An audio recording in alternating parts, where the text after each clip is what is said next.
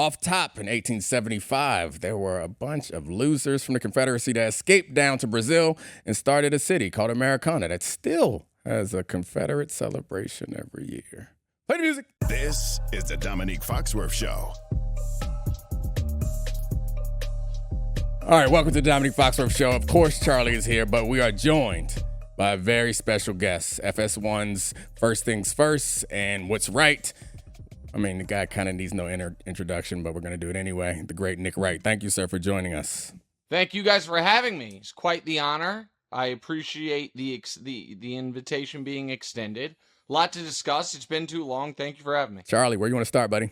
We got Nick here. We got to talk about the story that's come out of the NBA draft that has continued to be a discussion, and that's about the Los Angeles Lakers and the 55th selection in the NBA draft, which is Bronny James. You said we got Nick here because Nick is like the foremost of LeBron. Okay, LeBron, NBA historian, yes, exactly. The sentence. LeBron James, truth teller, not tied to silly nostalgia. You're talking to two fellow LeBron stans. 28-year-old yesterday come up to me and just try to dress me down at 2 a.m. in Harlem about Michael Jordan. And I'm like, buddy, I'm 39 and I know what I remember about Michael Jordan. You're just, you're based totally on what your elders have told you. And a lot of it's not true, but go ahead. We were talking about No. Sorry. I want to let you know that you're in a safe place. Yeah.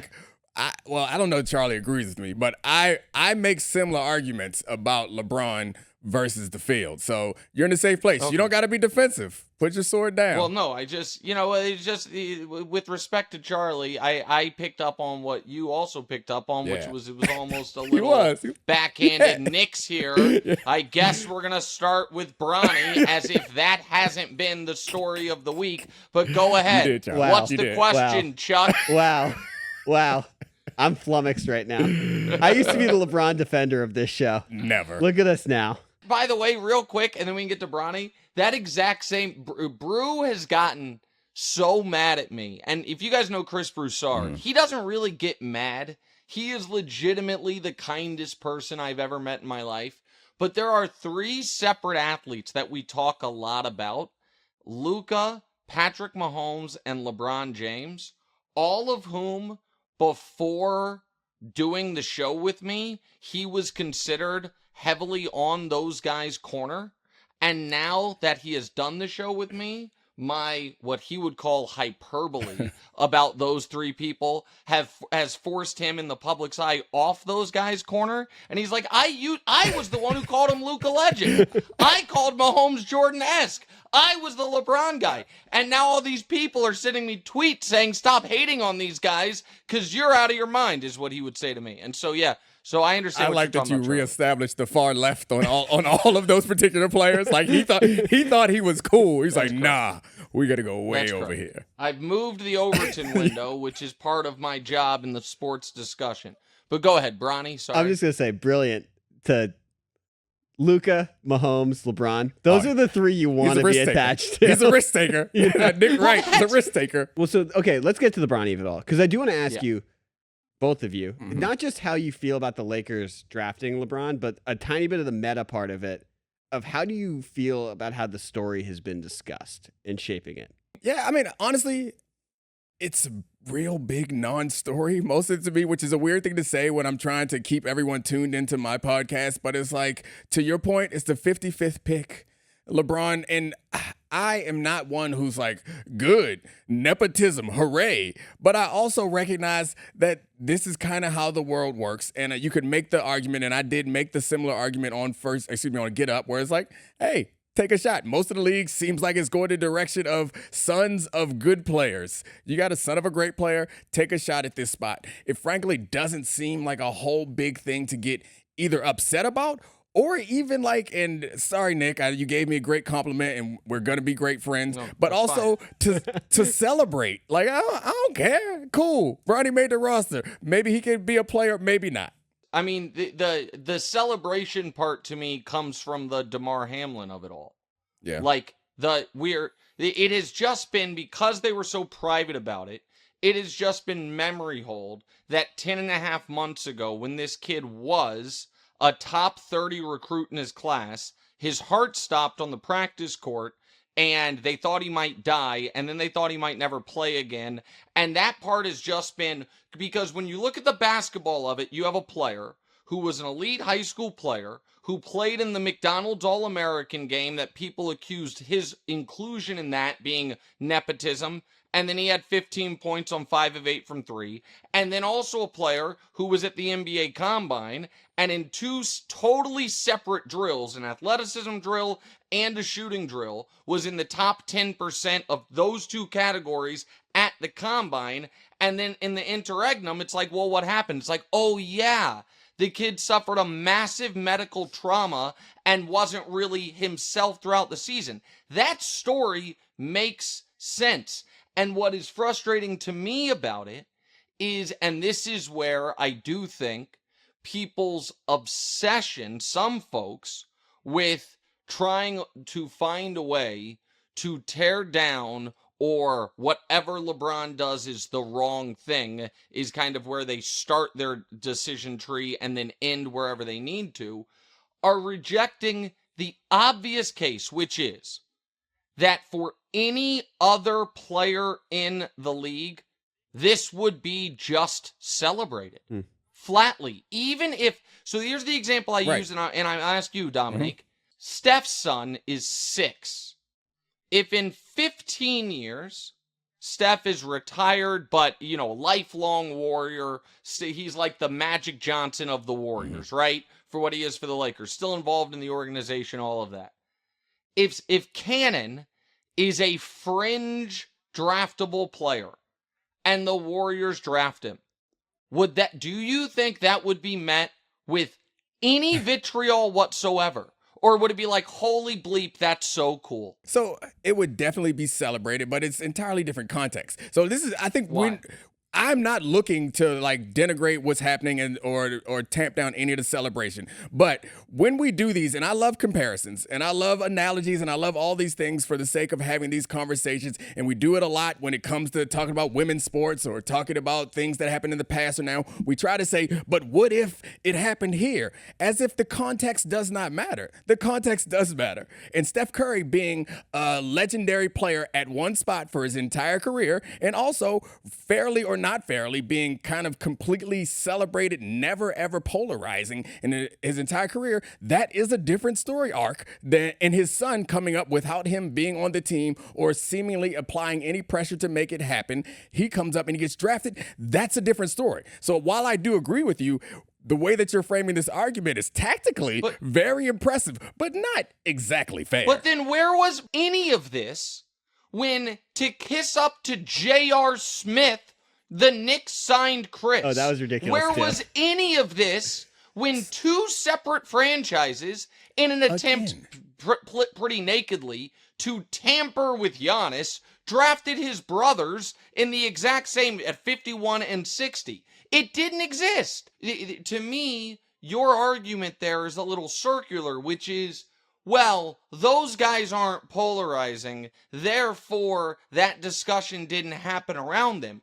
And my point is, one of the reasons LeBron is polarizing is because he is the only guy these types of discussions happen around. Right, because this is the baggage that comes with being the greatest of all time. And you using these other examples, the reason why nobody talked about it with J.R. Smith, because J.R. Smith was not LeBron James. The reason why no one talks about it with Giannis is because Giannis is not LeBron James. So like, whether it's fair or not, that's the thing. It's like, we would like to accept that there are some perks with coming with being LeBron James. And one of those perks are whether, and we don't have to have this argument. Some people think his son does not deserve to be drafted. I don't care to have that argument. But whether or not he deserves to get drafted, he got drafted. But there's something that comes on the other side of that that's not as positive.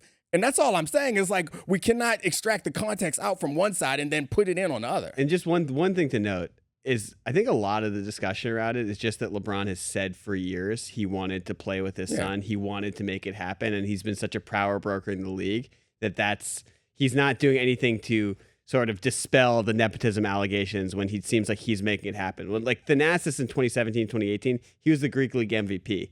And him getting drafted year after Giannis is probably, Giannis was a skinny kid from Greece. And they're like, maybe this kid could also become Giannis. The next 2, a little bit less to defend with Alex and Costas. Yeah, and Alex, to be fair, didn't get drafted. Yeah. Costas did, but Thanasis is a long way removed from that Greek League MVP and has gotten some NBA contracts since then. And again, like to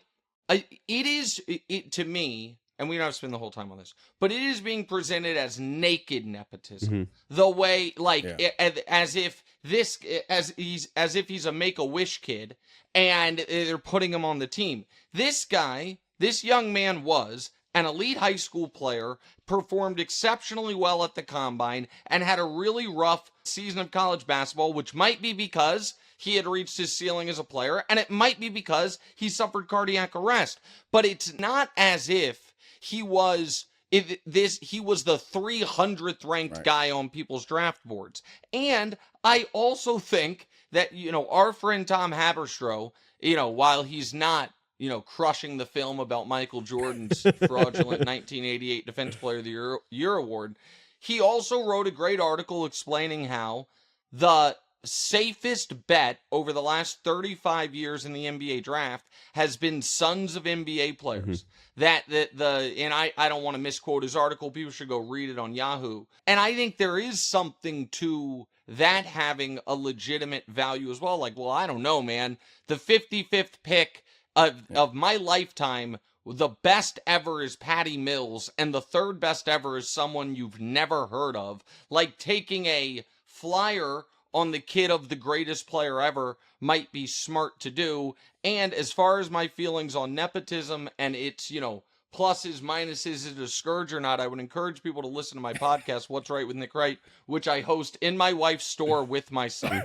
Outstanding. So I feel like I understand where Chris Broussard is coming from, because before this podcast started, I was the one that was fighting everybody. Like, chill out. Let Brad do his thing. But now I'm here like, but Nick, don't you see that this is slightly different? You, sir, are a wizard. This is our call before this podcast. Everyone's like, yeah, whatever. It's okay. Nick came in here and threw some gasoline on the walls and made this conversation exciting. Last Bronny question, because you remember last year LeBron said that he's better than a lot of the cats already in the league. Do you think LeBron's pressure is good or bad for his development? Because I do think there's a legitimate case that he could have developed more as a basketball player, playing more with his peers in college. Okay, so this is a layered, nuanced answer. First of all, about that tweet, I think it's noteworthy that LeBron has, if you scroll through the archives, a lot of tweets that maybe he'd want back, and they're still up. It's noteworthy that this one got deleted, and I don't know if that was pressure from Savannah. I don't know if that was Bronny being like, Dad, you're not helping. I don't know what it was, but for whatever made him send it, something else made it be one of the few tweets he's deleted. So I think that's noteworthy. The question of should he have stayed in college? I think this is my hypothesis. My hypothesis is that there is a part of, whether it's LeBron, Rich, Bronny, whomever, that thinks, you know what, he has a better chance of being an NBA caliber player in 2 years being around his dad and the Lakers and the G League than he would at 2 years at USC with a coach that didn't recruit him. So I think that might be wrong, but I think logical people could say, oh, that makes sense. As far as the pressure, to me, everyone has missed. I shouldn't say everyone. The things I've watched have missed the most interesting, fascinating angle of this. Because everyone's like, Bronny's not going to help the Lakers this year. Well, maybe. But maybe he actually helps the Lakers massively this year. Because maybe you get a slightly different LeBron. So this is the part that I'm interested in. Because LeBron's biggest weaknesses are like the passive aggressiveness, like on defensive breakdowns, or, you know what I mean? Maybe tuning out a coach, those things. Are you going to get a more locked in, a well-mannered, if you will, LeBron than ever? Because he's like, gosh darn it, my kids are good. I got to set a good example. Are you going to get the basketball version of when you read the stories about, like, the mom who lifted the car off the child? Like, are you going to get some basketball version of LeBron being I got to show my kid how it's done? If that is what they're biking on, they are cooked if that is what they're banking on. But I'll say this: they've already benefited by them drafting Bronny. It seems like LeBron is open to and might have already taken a pay cut, and I think those things are intertwined. So I thought that's where you were going with it. I fully agree with that. If you think he's gonna be on some Papa Bear best behavior, then that's just outrageous. You're laughing at me. All right, let me ask you a question. Okay. Dominique, because you have kids. I do. You have a wonderful family. Your whole time doing TV and everything. Your kids ever come to work one day? Been in the studio? Yeah, I got a bad story for you on that one. But anyway, go ahead. Oh, you gotta tell the story. Okay, in those days, have you ever? Because listen, you're a well-mannered guy, but I'm sure you've lost your temper a time or two off camera. You ever yelled at a coworker in front of the kids? Because I bet you have. Nope. Not in front of them. Nope. And when they're there, do you get a little extra like adrenaline? Like, man, this take's really gotta pop. Like I'm trying to impress my kids because I do. Well, I do. So you're laughing at me. I think it's a real thing. I'm not laughing at you. I think your kids are older and also care. My kids don't give a about the stuff that I do on TV. But let me tell you the story. So about pre-pandemic, I'm doing First Take, and we want to take a trip to New York anyway. So the family's in New York. They stopped by the studio, and this is years ago, so they're even younger. I think my son might be 6 or 7. He's 11 now, so maybe 5, 6, or 7, something like that. He stopped by the studio early in the morning to see, or not early, but see First Take. So my son is in the studio, not like in the green room, in the studio, sitting in a chair behind the cameras. We come in from the break, and it's a little bit quiet, and they introduce the show. My 7-year-old son just rips a long, loud, unmistakable fart right before First Take while the cameras are rolling. But there's no microphones on them, so no one at home can hear it. But we're all of us on the desk are looking at each other like, what the? I'm embarrassed, but also like, it was kind of funny. Like, it's not that big a deal. It's just First Take. So, to your point, I was not locked in. You did not get a better version of me. It's a very fitting story to talk about Bronny's effect on the Lakers.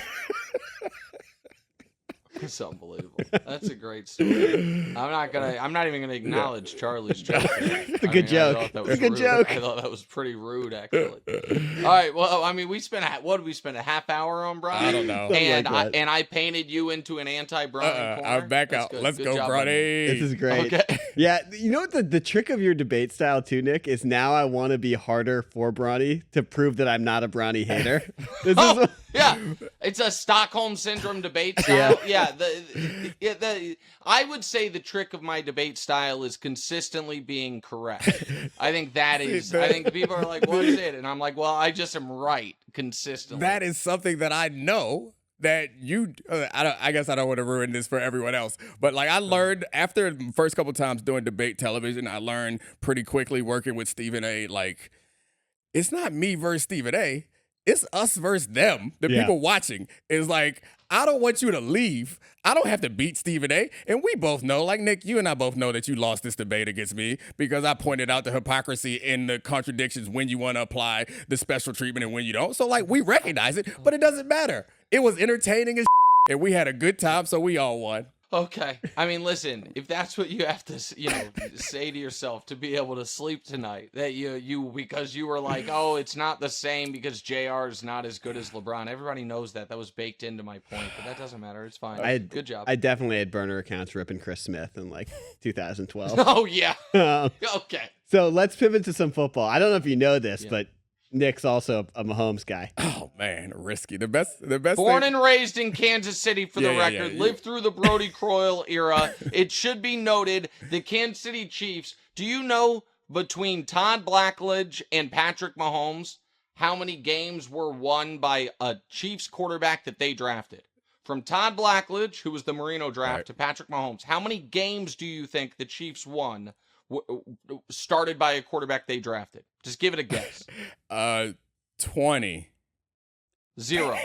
The answer's 0. See, the answer's 0. That's how you play this. So we earned the for the record. Oh, no. But go ahead. To be clear, I follow Nick Wright. I've heard this before, but I know how to play the game. I gave him a good 20. I gave my man a good 20. So good job. I appreciate that. I appreciate you not being like, oh, I don't know, 1. I hate when people play that game wrong. When you're like, guess how much this costs? And they're like, $7 million. Like, well, That kind of ruined it. Yeah, I agree. Thank you. I appreciate So it. I think you're going to like this question because this is something I've been Yeah. thinking about as we've careened into the NFL offseason. It's now almost August football camp stuff. And last year and the year before, the Chiefs won the Super Bowl with offenses that were not what we were used to with Patrick Mahomes. And what I mean by that is during the Tyreek era, you just thought if you had Mahomes, Kelsey, and Tyreek out there, they're going to score 35 points. They're going to be better than everyone on offense. And there were periods in the last couple of years where people incorrectly had doubts about that offense. Now, the receiver room is awesome. They got a second tight end. I shouldn't say it's awesome, but they got Xavier Worthy, Hollywood Brown, a huge upgrade over MVS just out there doing cardio. And the defense is still elite. So this is, to me, it feels like a lot of teams missed their window of the Chiefs rebuild. And now we're at a point where this Chiefs rebuild, they won Super Bowls during the rebuild. It feels like mid-2000s Tiger Woods, where even though it's football, even though there's a million variables, I want to ask you guys, does it feel like it's the Chiefs versus the field for this season? I mean, yes. And that was the worst Chiefs team that we're going to see for a decade was last year's, and they won the Super Bowl through one of the hardest paths to a Super Bowl in the last 30 years. The first year without Tyreek, they led the league in points. Mahomes won league MVP, and they were building this defense. And so my Chiefs kind of meta take is them winning the Super Bowl last year was really bad for our profession because so many folks got burnt by because I was on TV saying, I don't know, guys, Mahomes is healthy, Andy Reid's there, the defense is awesome, and the entirety of the rest of the sports media was like, Cleveland is a scarier team in the playoffs. Watch out for Miami in this game. And it was all based on a bad wide receiver room. It was like, hey, best defense of the Mahomes era. Yep. Mahomes fine. Yep. Andy Reid still there. Sure. Travis Kelce there. Yep. No, but I don't know, man. I just don't trust the wide receiver 3 on Kansas City. It was so dumb, and everyone did it except me. And now because of that, every football conversation we have has this few words on the front of it. Aside from Kansas City, ... Aside from Patrick Mahomes, ... And those conversations kind of suck.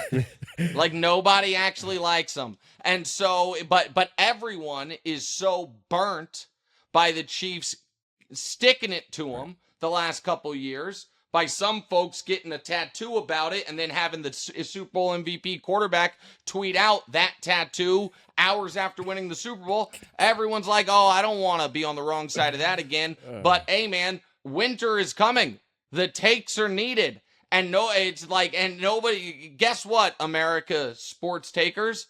You ain't ever going to be the Chiefs guy. That spot's taken. And so everyone's in a weird spot right now. Not everyone. So it's bad for the league. It's bad for us, but it's great for Nick Wright. As someone who told Steph Curry on television that he would win 0 more titles and then promptly got mocked by Steph Curry on the podium after winning a championship, I'm completely comfortable with being on the other side of this, and I don't think it's the Chiefs or the field. Like, it's just football. It's just not how it works. And so, like, I do agree with everything that you guys have said. And again, this is an argument that I've made in the past on the other side that, like, yeah, these were their down years, and things look a lot brighter going forward. All I can really say is, I don't know, something might happen, because the truth is right now, that was the year. They did take those steps back, and they did hit in the draft with defensive players. And now they've added the receivers. And the question is, how good can the receivers be? Of course, when you're playing football, things are always going to happen. The years when we thought that they should win the Super Bowl, they lost one, and then one of them they should have lost. They were losing if it weren't for the miraculous comeback to the 49ers. So, like, things can happen going forward. So it's football. The best team does not always win. It's not a series.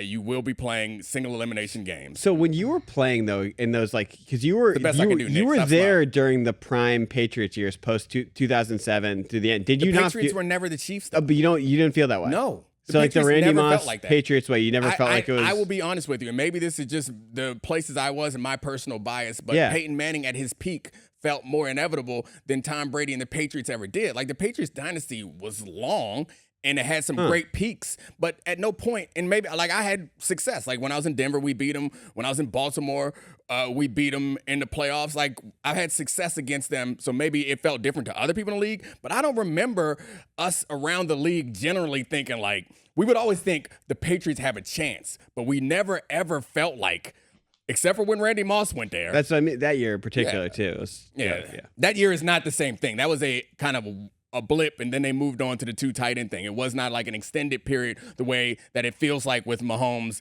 and Reed and Kelsey. And maybe it would have been, but Brady got his ACL blown out, and then you know what I mean. So like that, they go undefeated, then they lose the Super Bowl, and then a quarter into the next season, Bernard Pollard falls into Brady's knee. He misses the year, and so you don't really get to see if they were about to rip something off substantial. The fact that that team had enough talent to win 11 games with Matt Castle leads me to believe they were going to rip something off substantial. Chiefs legend.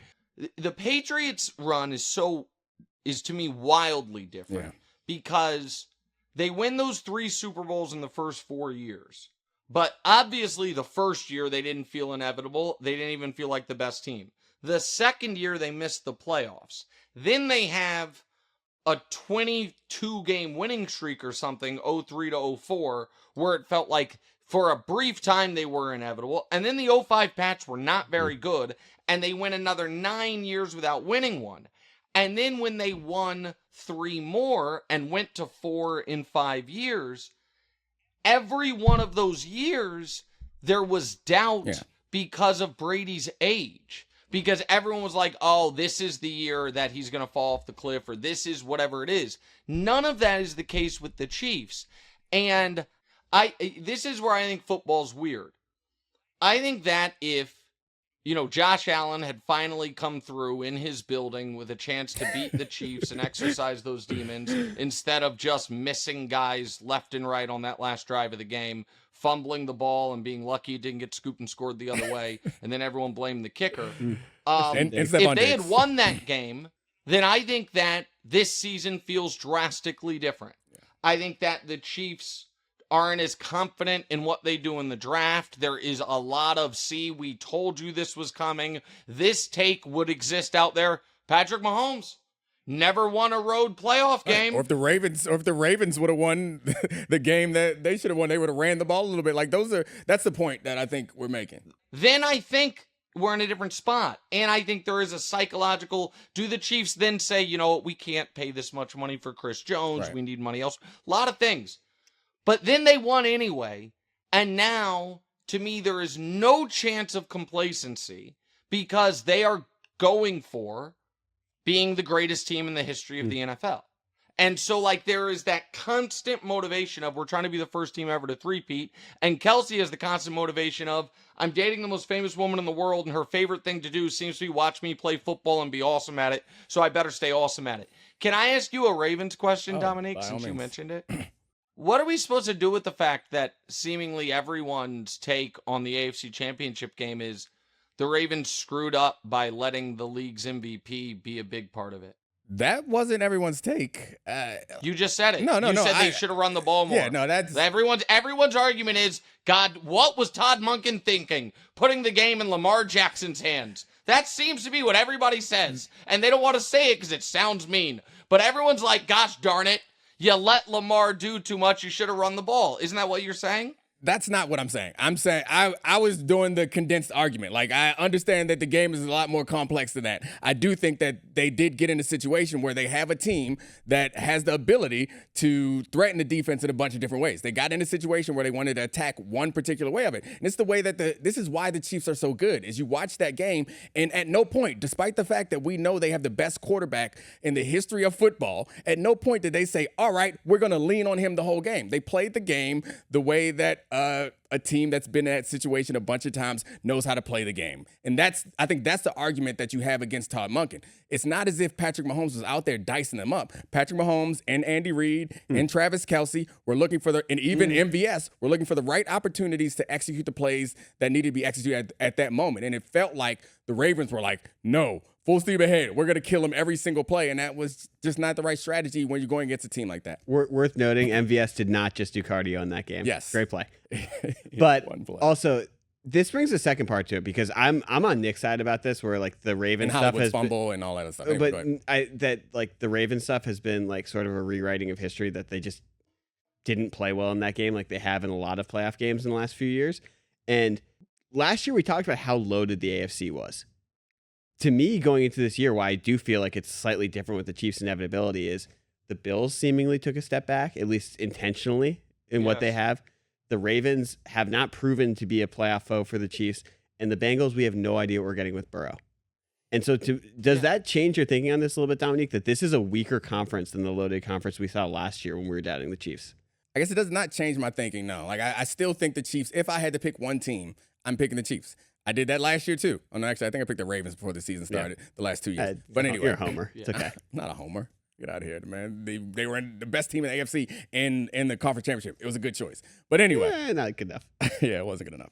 But anyway, I recognize the point that you're making, but I don't think that what we saw from the Bills last year is essentially a lot like the team that we're going to see from the Bills this year. When they got on that hot run, it was this structure of the Bills team. It was not a team heavily reliant on the players that they are now losing. So, like, I don't know that the Bills are getting substantially worse. I think they might get better if they depend more on the two tight ends that they said that they were going to at the beginning of the season. So, I don't know what you're trying to get me to admit. That the Chiefs are the best team in the AFC? I think what Charlie's point is last year it's the narrative was the AFC is tough. The AFC is loaded, and this year does it necessarily feel that way? Can I go? Can we spend a minute? I know this wasn't in the rundown, but a minute on Baltimore for a second. Yes, definitely. Here we go. What? No, it's just an honest question. This is not snark, because I don't like being positioned as anti-Lamar. But I have a theory, like, before I get to my actual question, I'm going to give my theory.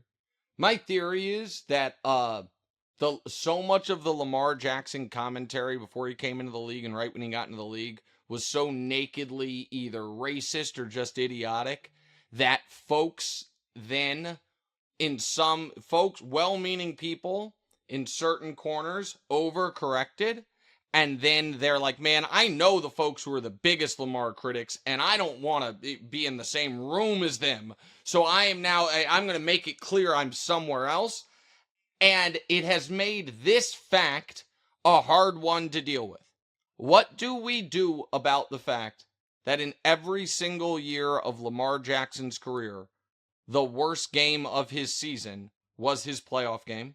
That in every single year of Lamar Jackson's career, that he was healthy at the end, that is, that they made the playoffs, the fewest points his team scored in a game all season was the playoff game.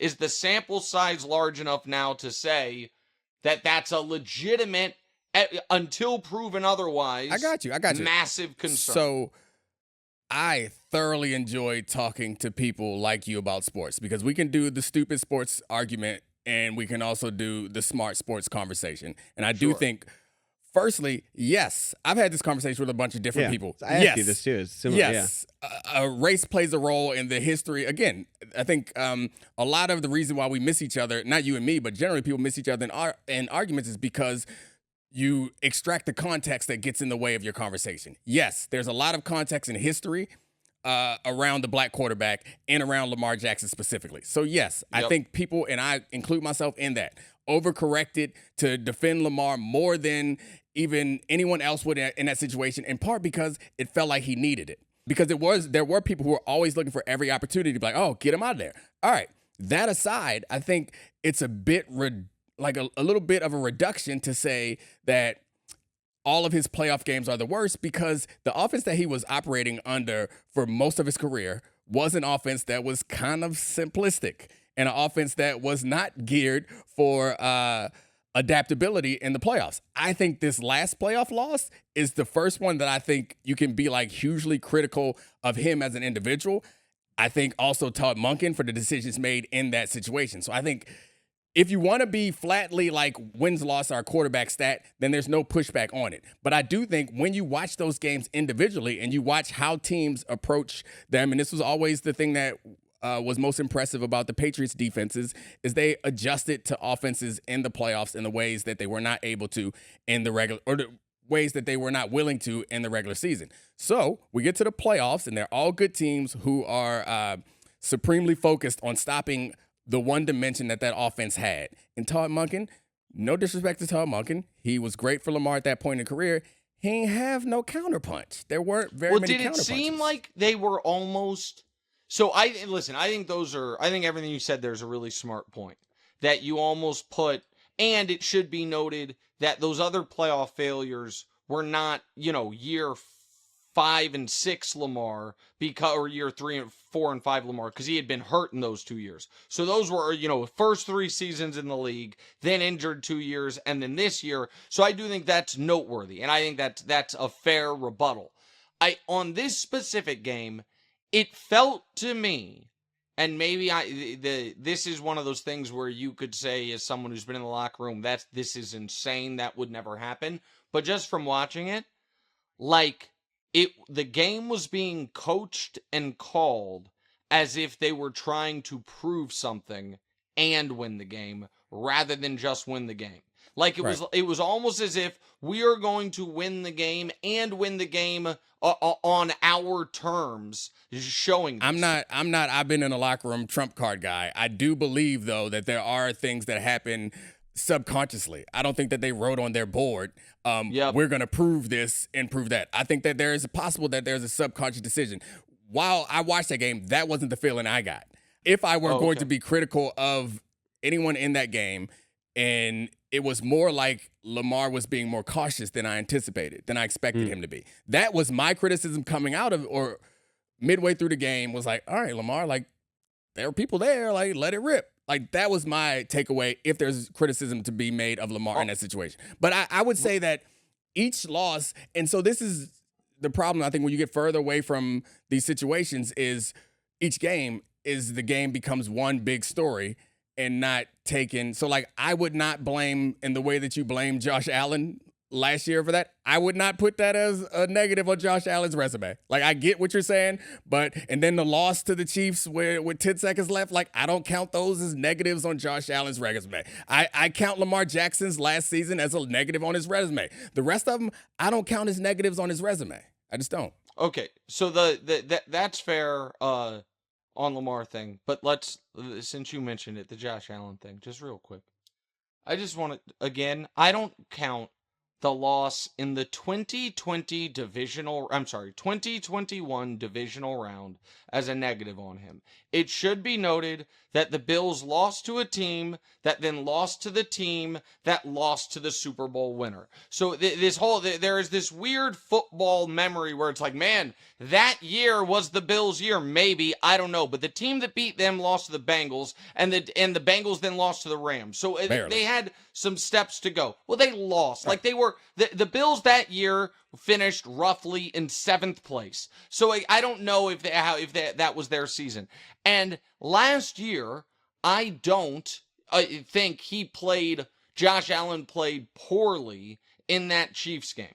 I do think that when on the 3rd play of the game, you throw a forward pass when you're 8 yards past the line of scrimmage on 3rd down because you're that level of tense, it set the table. I do think that fumble luck is a real thing, and on that last drive, he was trying to do too much, fumbled the ball, and it would have been a scoop and score the other way, and he got incredibly lucky. And I do think that it's not too much to ask to come through in a round 2 home playoff game. It's not too much to ask. Ball is in your hands, go do it. This is where, this is not too much to ask. But you can't pretend like he didn't make plays. He did not put the ball in situations where his teammates could make success. The idea that you're picking isolated plays, I could go back to that Chiefs-Bengals game in the playoffs, and I remember that game-winning drive that Joe Burrow set him on. The second play, I think, in that drive, he threw the ball off the chest of a Chiefs linebacker. So, the fact that guy dropped that ball changes the way that we think about Joe Burrow through the course of an entire game. So, while I say that you can't group a bunch of playoff games together to make, the resume of a player, you also can't cherry-pick particular plays.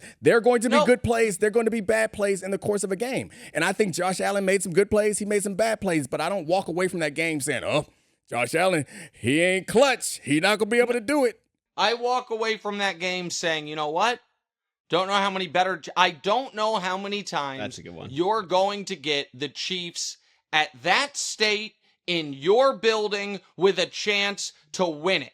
And so, like, no, it's about taking advantage of the opportunities. And I also think that it is fair to say for a player who there was a brief moment this year when the rest of sports media seemed to stumble upon them. Sure turns the ball over a lot, but that went away. Then everyone acknowledged the Bills went on this run by taking the ball out of Josh Allen's hands and focusing on the run game. And that if you look at the numbers, they had to move on from Stephon Diggs in part because for some reason or another, he and Josh Allen's relationship broke down. Now, we can put all of that on Diggs. That's fine. I don't know if that's fair. But what's also true is this. In 2020, they were in an AFC title game and got rolled. In 2021, they lost a round 2 heartbreaker. In 2022, they got dominated in round 2 in their building. And in 2023, they lost in round 2 in their building again after having to go on a hot run at the end of the year just to make the playoffs. That is a team trending in one direction. And in every other NFL conversation, some of that tends to fall on the quarterback. Some of it. And I just don't see that with Josh, which is what is a frustrating thing for me, even though I think he's awesome. That's the thing. It's like, how much do you want? How much falls on the quarterback? There's no way to properly define it. The question is, can a team win a championship with Josh Allen? Yes, obviously. Like, I don't know the argument we're having here. There are tiers of quarterbacks. Right now, there is one quarterback on a tier by himself. Josh Allen is inarguable, is near the top of that next tier. And I don't know what we're arguing about here based on a couple plays here or there. Yes, right? Like, no one said he's better than Patrick Mahomes. No one says he's in competition with Patrick Mahomes. Can I say something real quick? I don't like that. Like, the thing you did there, I really don't. I don't like that in sports conversations. I love it if you don't like it. When people are like, oh, we're basing it off a play here or there. You're right. Yes, that's what it is. The whole idea is a play here or there. The whole idea is to find the moment and to come through in the play here or there. That's what it is. That is how you become legendary, and otherwise that is how you become Phillip Rivers. Like, it's coming through in those spots, and to dismiss it like, it's a small sample size sport. I hate that. I absolutely hate that. The sample size grows over the course of an entire career. If you have the career that Phillip Rivers has, I think it's probably fair to say that you had the career that Phillip Rivers has. If your job is to be an analyst, your job is to project and to analyze, you know what a guy sitting on his couch can do? Can look at a touchdown pass and say, him good. The point of us doing this is us being able to say that sometimes there are intricate things that are happening in the course of a game, and picking out one play to say this guy's amazing or one play to say this guy's is terrible is lazy. All I'm asking is for 7 years into your career, your biggest win not to be a game you lost.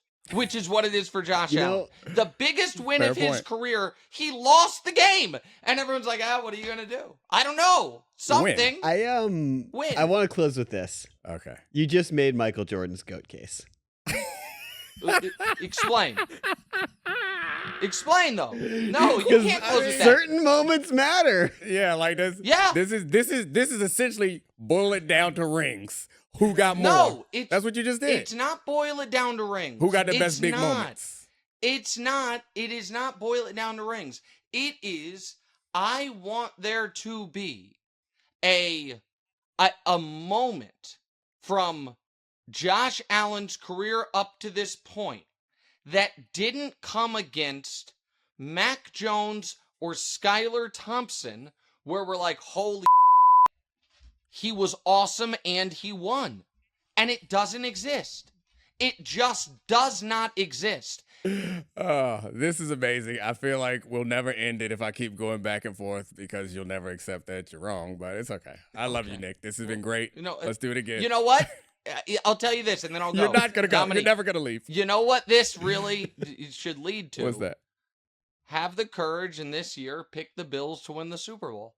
You are a master negotiator. Cheers. I'll give you credit for making it entertaining. But I ain't dumb. Like, you think you gonna gaslight me? You think that you gonna reverse psychology me into making picks? Thank you, Nick Wright, again. That's what I try to do on First Things First every day, is bully my co-hosts into making bad picks. That's exactly it. All right, my friend. Thank you so much. This was amazing. I appreciate you sticking with us through a couple of difficulties, but this was great. Hope to do it again sometime, sir. Appreciate you, Charlie. Appreciate you, Domonique. Right. Talk to you guys later. All right. Thank you, Charlie. Thanks to all the great producers, Megan, Serafita, Brian, Kevin, and Tez. Shout out, Podville. We love you. This is the Domonique Foxworth Show.